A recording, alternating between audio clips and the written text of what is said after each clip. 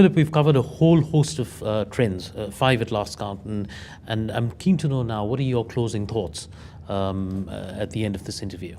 Well, I think a couple of things. I think, first of all, that overall, trending in the industry, you're going to see a lot more sophisticated products pushed further and further down the type of client, literally down to the retail client, the wealth management. Yeah. I mean, you already see individuals getting involved in hedge funds. Mm-hmm.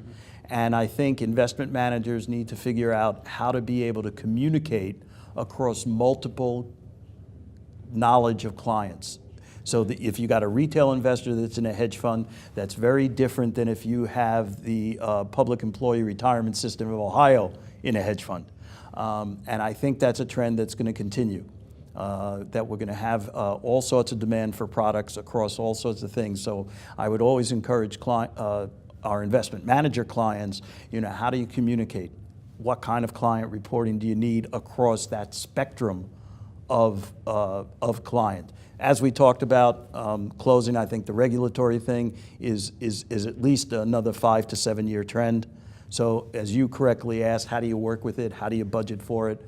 And I think investment managers really have to continue to think about that. And then finally, I think however you do it, whether you invest in technology to do it better in-house or whether you decide to outsource it, you really got to make operations a more automated process, because you want to focus on what your competitive advantage is, which is really the client side, the products, making the investment decisions best for your client, and all the other stuff is incredibly important, but how do we make it more flow through, more automated, so that I'm not spending a lot of dollars, whether by giving it to the outsourcer or internally on the operational side.